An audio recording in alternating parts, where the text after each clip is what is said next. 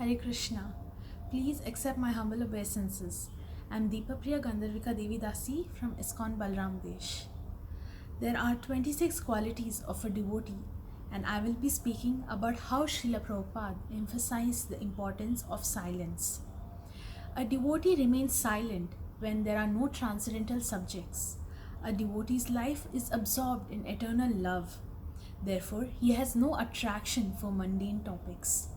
Once, Srila Prabhupada had a conversation with a young man, and it went as follows. Young man, do you sit and meditate alone? What do you do with your mind as it wanders? Do you think of something? Do you put it on something? Or do you let it wander by itself? Prabhupada, first of all, let me know what do you mean by meditation? Young man, sitting alone quietly. Prabhupada, huh? Devotee, sitting alone quietly. Prabhupada, sitting alone quiet, is it possible?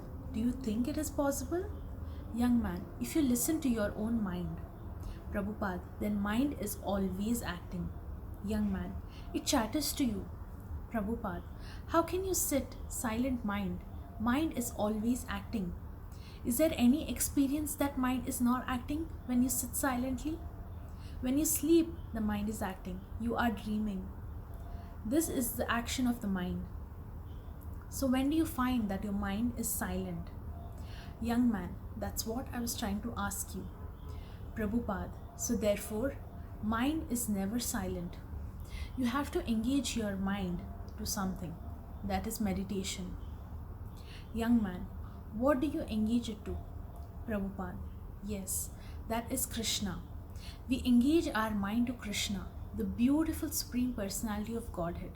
Not only simply engaging the mind, but engaging the mind in action with the senses.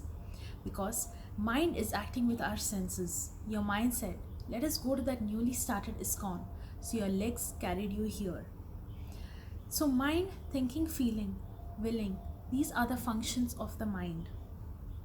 So mind thinks, feels, and they work. So you have to fix up your mind, not only thinking of Krishna, but also working for Krishna, feeling for Krishna.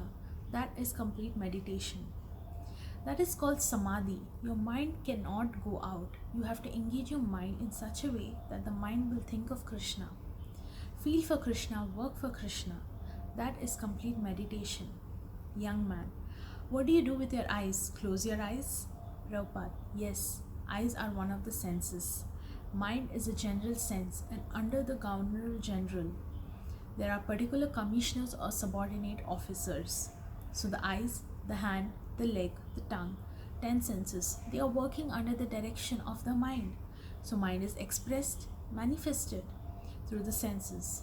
Therefore, unless you engage your senses in the same way as your mind is thinking, feeling, there is no perfection. There will be disturbance. If your mind is thinking of Krishna and your eyes are seeing something else, there will be disruption or contradiction. Therefore, you have to first fix up your mind in Krishna, then all other senses will be engaged in the service of Krishna. That is bhakti. According to Vaishnava philosophy, being silent means to engage the tongue in speaking only about topics related to Krishna. Srila Bhaktisiddhanta Saraswati Thakur used to encourage this type of silence among his disciples, saying that nonsense talk breeds nonsense thought, breeds nonsense action, breeds birth, death, old age, and disease.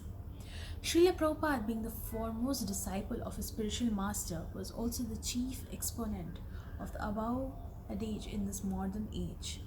As he single-handedly spread Krishna Katha throughout the entire world with his lectures, discussions, and translating work. His words were like a river of nectar flowing mercifully into the hearts of all men, and in due course of time, all forms of material sound will be washed away by this material river. Hare Krishna.